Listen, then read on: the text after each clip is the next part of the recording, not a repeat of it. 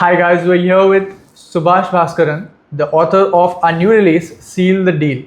And this book is a manual that's going to teach you everything when it comes to sales, from short term to long term. It's a journey that I would recommend you go on. So now we're going to have a conversation with Subhash and just see peek into his mind to see what sales is like, how he thinks about it, and how you can get better at sales. So, hi Subhash, welcome. Hi. So, the first question I would like to ask you is early on, you began, sales had a very initial impact on your life. Yes. Right? And I have heard stories that it helped you get through your college journey, everything like that. So, I would really like to know how was that journey like? Could you tell us more about it? Thank you so much, Clinton. Thank you, Jacob. Well, for me, sales is all about vibrations, knowingly or unknowingly. As you pointed out about my college times, of course, there was some crisis at that moment. I had the difficulty in paying my final year college fees. Just for final year, we may not be getting the bank loan, right? So I had only two options. One is to discontinue or to sell my crisis. So I decided to walk across Tirupur. It's a famous place in South India. And I pitched my problem to many factory owners. So they said like, okay, they will support. So the first check I got, I was surprised. I was actually counting the zeros. It's not 10 or 100 or it was 10,000 rupees. So that was the start. Knowingly or unknowingly, that script came out of me. And then he said, I know how much you require. And I already spoke about you to my friends. Just go and meet them. So it was not easy, I would say, but it was a great experience for me that within a span of time, I was able to arrange that. So that was one vibration, I would say, Clinton. So from then, I carried that momentum in any phase of my life. Sales is everywhere. That's why this book is here. Awesome. This is such a life-changing story because Correct. something, something as interesting as sales can got you from like 0 to 50,000 that you Correct. have to pay for the college fees for the final year, right? And it's interesting to see that you've put all your knowledge when this is the early encounter with sales. Whether it's something when it came to in your future, we were talking before this before the recording of the podcast. Just for the audiences at home, there were these great stories that Subhash was telling me about.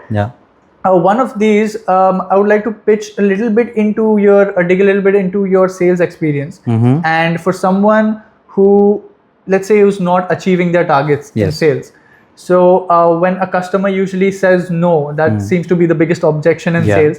So what would you recommend that, how do they pivot and make their pitch better or anything that you would recommend to them? Absolutely. See, being in sales, it's like two sides of a coin or two sides of a sword. We may think like a pressure game because sales is the only job where nobody will be telling like you have achieved more, enough. You need to take rest. Take rest. You have got the revenue I want. No, the show should go on. So the numbers, you achieve something now, and then you should keep bypassing or surpassing that, right? So sales is that thing where it is going to be restless. But again, there will be target pressures. There will be pressure where the bosses or managers will try to apply. Even doesn't matter whether you are healthy or in a mindset that you could work, you have problem at home, you met with an accident, whatever, but sales should go on unless and until the company should not survive. So when you represent that kind of a position, it is always there to hear many rejections. If I say sales has that kind of a beauty, there will be some rejections as well. So when somebody says no, it is expected that he will say no. Because for example, even if you give something for 1 rupee, they will say why 1 rupee? Or they will say your price is too high. Those are some common questions or common rebuttals that we always face. So when we hear the no, it is prepared that we should face it. Ask some questions. On what basis you are telling no? Why no? Right? So when you put across some smart questions like you are not interested, It is all about how you asked. For example, you may ask some closed questions. Uh, do you like tea? No. Or you may get an answer, yes. So it is in the way we ask the question where that answer could be yes or no. So for example, in any particular deal, when should we start the implementation? Then they will say we need some time. You won't get no there. Right. But you will get the answer as no. Have you decided the solution? They will say no. Right. Or they will say yes. So ask questions in a different way. And that this book will teach you to know about putting the questions in an open-ended fashion, where you itself will know, if I ask this question, answer will be no. So prepared in a way that you are going to ask where the answers are not going to be no. That's it. Wow. So would you say a component of that would be not giving them an option to say no? Exactly. Wow. So guys, if you don't give them the option to say no, then you're only going to get a yes. Yeah. I think that's a big revelation of the bat. Yeah. And coming down to sales in general, of course, because sales, as many people would say, is the backbone of any company, right? If Correct. there are no sales, there's no business. Right. And you travel all over the world. Yes. Closing deals, and your expertise has helped you a lot in that. Yeah. So any story that you'd have where you faced a difficult situation that let's say you had to improvise in and use your sales expertise? There are many such instances, but one funny thing or a serious thing that came in my mind right now is that recently I had to face one tough CIO of a company, and I would say, like, I'm still scared on him, although I am doing business with him right now, because he always knows the background behind whatever we work out. For example, we have to quote for 13 components to him, and we intentionally we actually kept one price against all these components. We could have given the price against each components, but then we want to bundle it, because even in the future, if he wants to remove one or two components, we will have the control on reducing the price, not just what we have showed across each and every component. So that's how all sales works and business works, to increase the revenue. But this guy knows, and he was a smart buyer, and he openly said that you worked it out somewhere in the back end. I want to see the calculation. I want the breakup of that.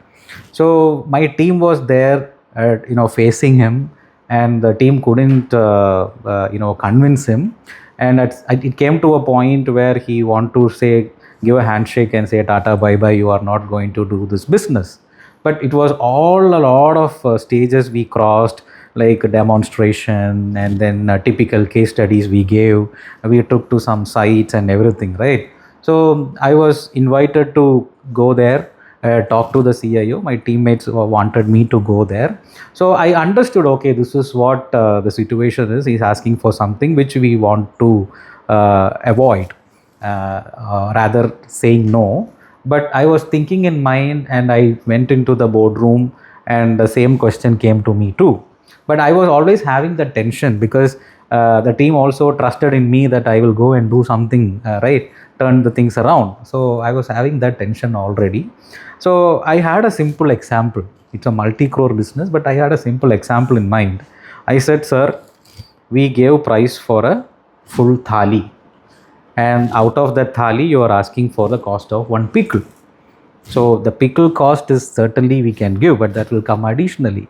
So when I said this, that spark got in his mind, and he started laughing, and the team, everything. There was a sense of humor and some positivity, some things eased out. He started diluting, because he understood the sense in which I related this thali thing to the multi-crore quote. Yes. Then I said, anything that you need, just like a pickle or whatever in a thali, yes, of course, yes, we are duty bound to give that to you. But that we will work it out, sir. But this is a bundle. Just like any bundle, there is a separate or special cost for you. You can trust on that. So that pitch really helped him, and that touched his humor sense, and he really loved to work. So that was one funny thing that I would like to share. Yeah, that's definitely great, because Frankly speaking, just by you describing the CIO, even I'm intimidated, because someone puts you on the spot and tells you to give a breakdown of the components. Yes. That naturally is, but you handled it very well. I must say, I wouldn't have come up with that situation, that solution at that situation, actually. Going a little deeper into the psychology of sales. Now, but I want to turn it around to ask you a question about the psychology of sales of the salesperson. Okay. For example, of course, we talked about salespeople getting a lot of no's. Yes. Right. Yes. So in that case, how would you say a salesperson should build resilience? Okay. Because initially, when you're perfecting your pitch or you're starting to get better at sales, you're going to have a lot of no's. Yeah. So how does the salesperson get through that and build resilience? Absolutely. For any salespeople, we should actually lower the hype, and we should actually avoid that overconfidence. And that confidence level should be there, because when we speak, even if we are losing, we should not have that in our face. So that is something that salespeople should carry. But when we carry ourselves to any kind of a boardroom or any client that we want to win, it's also all about expecting the worst. Because it's not about, hey, I will win this. This won't go anywhere. It is going to come only to me. Don't have these kind of thoughts. It can slip away anytime. But if we are having a thought process, expecting the worst, psychologically we won't be accepting the worst thing, right? But we will try to overcome that, expecting the worst. How are we getting prepared if that is going to be worse? So we will always try to win it without having that overconfidence. So that way we will be much prepared. We will have multiple options. If we ask this, what am I going to answer? If he is going to say rejection or objection to this, how are we going to face it? So if that preparation comes when we are not so sure that will come, even if we are sure that will come, take it in that mindset, and the win will also not take into your heads, and the victory will be very high. Wow. That is very insightful. Actually, I think it will benefit a lot of people at home. Absolutely. Not sure if you've heard of this one thing that's called the coffee experiment, where there's a famous entrepreneur named as Noah Kagan. What he did, he said that in order to build resilience in sales, you go up to a coffee shop like a Starbucks or anything like that, and for no reason at all, they don't have a reason to give you a discount, but you still ask them, can I get a 40% discount on my order? Right? And that by them saying no, if they do, I mean, if they decide to give you a discount, you get your 40% cheaper coffee. Correct. But if they say no, then at least at that point you are okay with hearing no. Exactly. Because a lot of people get very stuck up. Do you have any exercises that you may have tried or may have trained salespeople on that can help them gain this? So one thing is that from my experience, how I mentored or guided the team is that how to not go into that zone. Because when we are well prepared, because we already know the competition, how it would be, and for the buyer, we are not the only preference or only choice, right? The market is open for any solution, for a matter of fact. So in that case, I always prepare my team to bring everything into a framework. So I wrote that in the book also.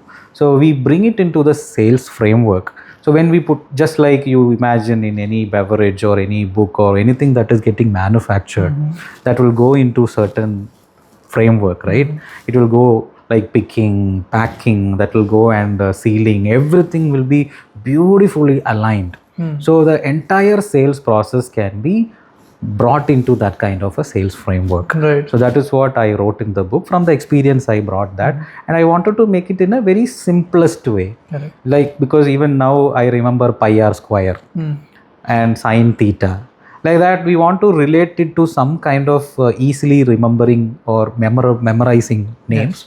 So that will help them to apply that. Correct. So if somebody applies that, easily that will fall into the place, and naturally the sales results will come. So sticking to the framework and then applying the things at the right stages will certainly reduce the fact of facing no's. And going to that, because as you talked about the framework, of course, that comes from the framework is like a system. Yes. And from system, I got the chance to read the book. Correct. And through the system, I could tell that you Yeah. mentioned sales has a rhythm. And for someone who is getting a lot of no's or someone who is not meeting their targets, they Yeah. should find the market sales rhythm. Yes. So could you go into a little bit into that and explain to us Yeah. what's the sales rhythm? Absolutely. So coming to rhythm, that is what I would like to say. Because when I say rhythm in sales, we just think sales is everywhere. We just think about PMO or prime ministers travel across the globe. They do sales, importing, exporting, reducing the tariff. Everything is sales. And even at home, we want to grab a remote from your sibling. That is sales, because you are asking in a way that should make it happen for you. Right.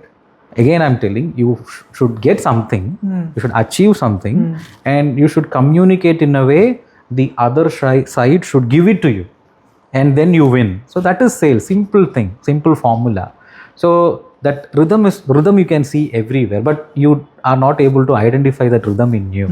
So when you understood, okay, I said this way and I got it from him, or you purchased a gift for your girlfriend and then in a much competitive price, and how did you do it? If you reassess how you did it, that rhythm you will be able to see. Just for example, you compose emails. Right. They compose is a musical word, and then there should be harmony between buyers and sellers. That is a musical word. And then there should be a pitch. That should be like a low pitch, high pitch, or proper pitch within a script. So pitch or compose or harmony, everything is like rhythmic words. So that is where you will feel that rhythm in sales. And even you say that we should guide the sales team in some patterns. For example, if somebody asks me, okay, it takes 15 minutes for a walk, I won't be able to make it. But if somebody tells me it will take only 4 songs from your playlist to walk, I will come. Again, I'm doing the same thing. So that rhythm is already there. So we should bring that rhythm and identify the rhythm. Wow. That's how it is. Yeah, these frameworks, I mean, the beautiful example that you gave of, there being music and rhythm going together, sales rhythm and the music rhythm going together is something that I never thought of. And also the fact that, like you said, someone asking for a remote is also sales. Yeah. So it's probably like everyone is into sales from the beginning. Absolutely. Which brings me to a very interesting question that a lot of people are kind of divided on. Right? So are salesmen born the way they are, like someone's naturally gifted, or can they be made? Can someone who, for example, says that I'm not very good with sales, can they learn how to do it? Absolutely. See, have you seen in any metro, any kind of roads, we will be in a signal, and when signal goes to green, until then you will be seeing all the sellers coming and knocking your car glass and trying to sell some toys. So that is a different mode of sale, that is elevator pitch or anything. But when it comes to the actual sales in a bigger picture, it's all about creating ourselves. Because even my life experience itself is that I'm not born. I'm made into a situation where I'm made, I would say. So even in the book, there is a chapter called Sales is 80% science and 20% art. So the art comes within, that we are born, but that is just 20%. Right. But that 80% comes out of science. So science is all about the preparation. So I strongly believe that it's all about we are made and not born. Wow. Yeah. That of course, so you're saying with the frameworks, a person can become, that 20% of course might be there or might not be there, but they can get 80% better at sales? Absolutely, yes. Wow, that's a revelation. I would say that everyone should definitely read Seal the Deal and be able to get into the frameworks and use them, and definitely write to Subhash. Yeah. Because he would love to hear your feedback. Yes, please. On and your sales stories as well.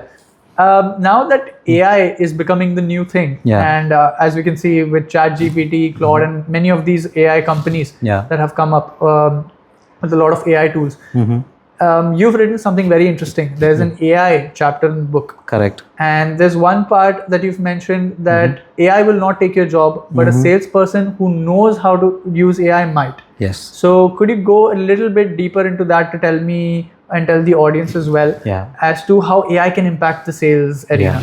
Yeah. Well, it's a common thing now. People are talking about many layoffs, everything because of AI. But let me tell you something. It is not about man versus machine. It's man with the machine. I would like to quote again. It's not man versus machine, man with the machine. Let me tell you a simple example. Now, yes, we all use some AI tools to compose emails, but it's all about that reduced time, right? So we can focus on something else in the remaining time. Maybe I would have taken 30 minutes to think about an email, context, how to put it across. But if you prompt the AI, it will be able to give you the good email within 2 minutes. Right. And you just need to do some formatting and you can send that email.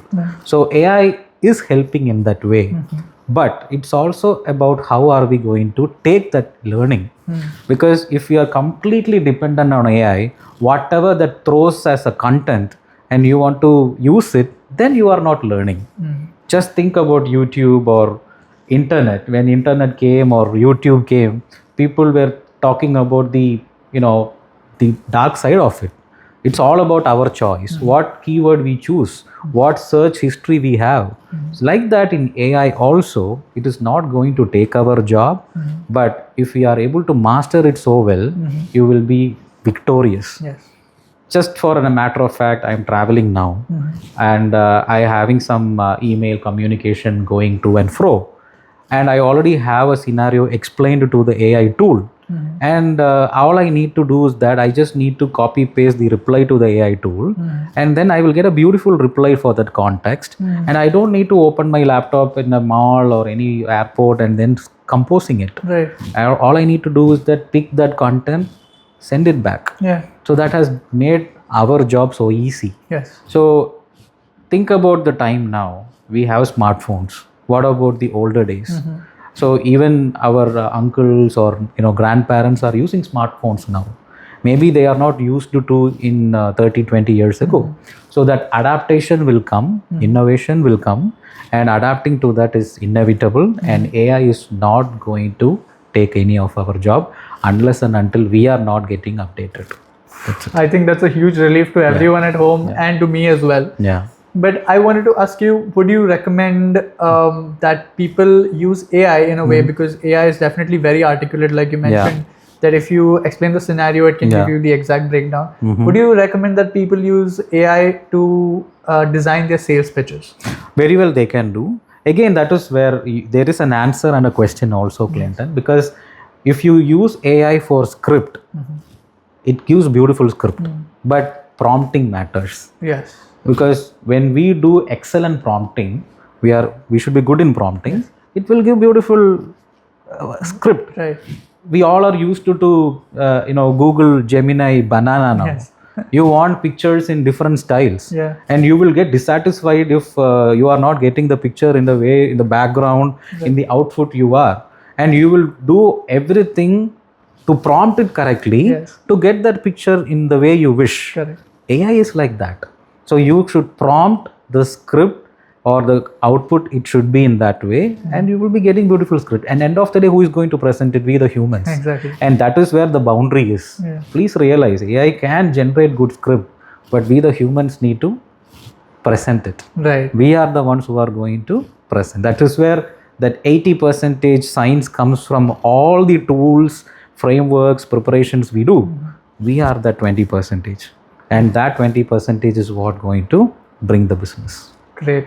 So it's also that 80%, like you said, it's the frameworks, and 20% is the, I mean, AI can give us the script, but we have to deliver the script correctly. So in your sales experience, I would not touch much upon this, but I do want to check how much of the pitch, if you could divide it, like 100% is a complete good sales deal, how much of it is the script, how much of it is the tonality that you use while speaking to the prospect, and how much of it is the deal itself, meaning the example that you gave about structuring so that it's a win-win situation. So Correct. these three components, would you say, what percentages are these? Absolutely. The tonality is very important because in AI, you can get this is the best solution in the market. This is the best solution in the market. It don't sound so positive. Yeah. This is the best solution in the market. If somebody says that, that will create the difference. Or if we say the same thing, this is the best solution in the market. Even I am not convinced in saying that. Right. Yeah. So the tonality, the body language, outfit, the way we deliver that is very important. So if we are husky in telling certain things, no. If somebody is negotiating, and our answer should be in such a way that there is no other possibility to reduce the cost. Yes. He should get that feeling. Right. You just go to any shop in any market, he may be telling like 500 rupees and you are asking for 200, then he will say no. Then you walk away, then he will come for 200. Right? Yeah. There you understood there is a possibility to reduce. Yes. But if you are asking for 100 rupee and that same seller will get agitated on you, 100, go. Yeah. So that agitation you will see. Yes. So that tone how came naturally. There is a possibility to reduce, there is no possibility to reduce. Similarly, we pitch, we should be able to have the tone and the moment you want to say. Sometimes you can't give too many offerings in a stage where you should not give, or you should not give too many information in a stage where you should not be revealing at that moment. So the way we reveal and how we capture key points, that is the art. So that is very important. Right. So tonality is definitely, would that be the majority of the component? Or if you, like you said, if you could divide it, what would be, script would be like 20% and... Yeah, script would be like, let's say 40%, Okay. and then the way we present would be like 60%. 60, wow. Yeah. Okay, so tonality is definitely more important. Absolutely, the way you deliver. because if you don't do that at the right moment, that can slip away from you too. Right. Maybe the same thing would have told by the competitor, the same thing that you said, then again they might have won it because they said it in the moment that they were expecting. Right, capitalizing on the opportunity. Exactly. And where did I hear about tonality? I heard about tonality in this movie called Wolf of Wall Street. Yes. I think that's what gave everyone, non-sales people, an insight into how sales is done. Absolutely, yeah. Right? So from that, there is an instance where I wanted to pose this to you. So there's this famous scene that says, "Sell me this pen." I know where are you coming. Okay. Right. Yeah. So this famous scene of "Sell me this pen." I wanted to know if you could sell me this pen.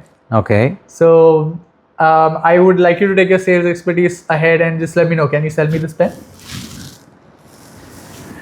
I don't know the answer you are searching for, but maybe this pen would cost 5 rupees. But this pen should be sold to someone who really needs. Think about an airport where you are desperate to fill a form and you are in a foreign country where you don't know to talk and you find somebody writing it. There you may have to go and buy a pen. So think about this pen to whom you are going to give. There should be a purpose for this pen and there should be a need for this pen for someone to be sold to.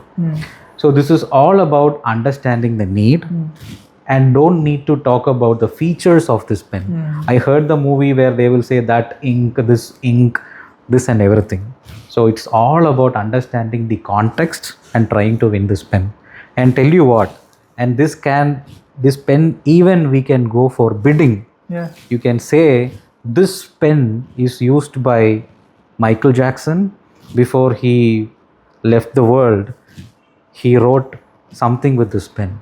And I'm not going to sell, and I'm going to bid. So the price for this pen will go undefined. So it's all about the context. Yes. Because definitely I thought you would just pitch and the pitch is everything. Correct. But you've just revealed that the pitch is not really everything and you can't just sell to someone who doesn't need it. Absolutely.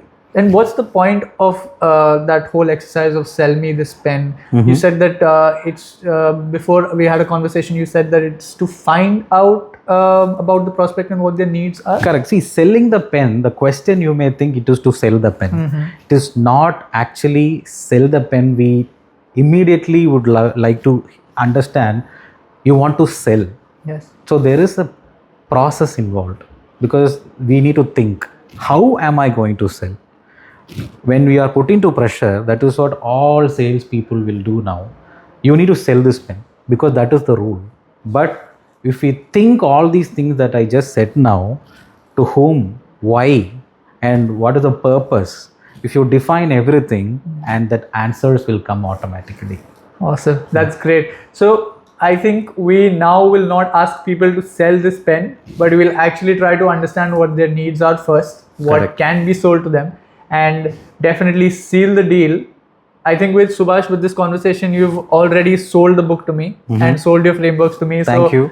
I am looking forward to you guys being able to read this book.